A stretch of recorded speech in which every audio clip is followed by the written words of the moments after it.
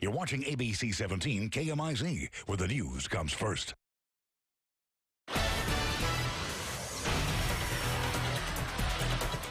Initial assessment of the scene indicated that Jackson died of an apparent self-inflicted gunshot wound. In a news alert tonight on ABC 17 News at 5, Jefferson City Police are releasing new information after the media director for former auditor Tom Schweich is found dead of an apparent suicide. Police found 44-year-old Spence Jackson dead in his apartment with what appeared to be a single gunshot wound at the DeVille Apartments on Southwest Boulevard in Jefferson City last night at about 7.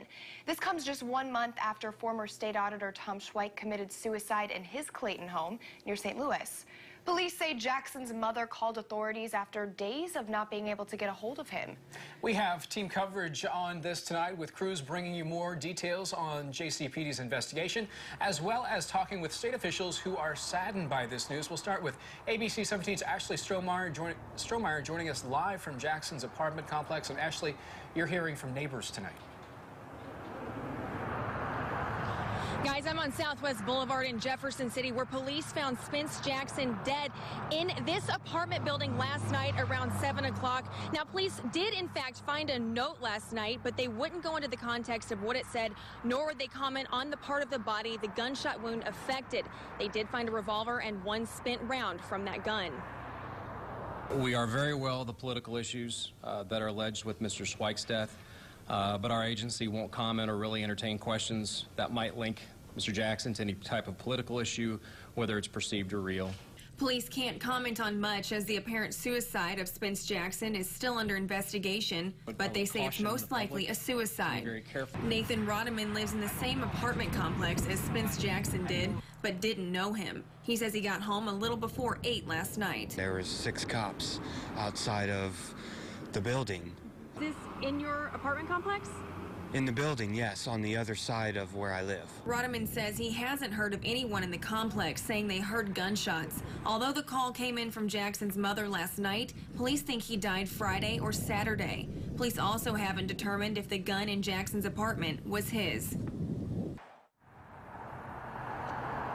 An autopsy is scheduled for today, and police tell me they will know more about the exact time of death as well as what exactly killed Spence Jackson, whether it was a suicide or anything else. Live in Jefferson City, Ashley Strohmeyer, ABC 17 News. Thanks, Ashley. Jackson worked for former state auditor Tom Schweich since January of 2011. He was also working for interim state auditor John Watson at the time of his death.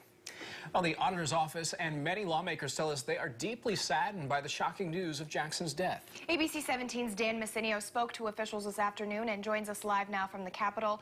Dan, the House of Representatives is remembering Spence Jackson tonight.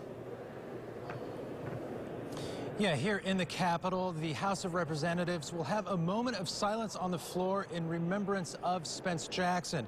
Now, on the Senate side, sources tell me senators were shocked and saddened to hear about the passing of Spence Jackson, but no official moment of silence is planned. In a statement, former Governor Matt Blunt says Jackson was a friend for many years. Blunt says Jackson was known for being hardworking and quick-witted. The state auditor's office tells me its work will continue, but it will be extremely difficult. There are a lot of heavy hearts. This is a tragedy, obviously. Difficult time for the people who worked with Spence. At the same time, what I've noted is that people are doing their job.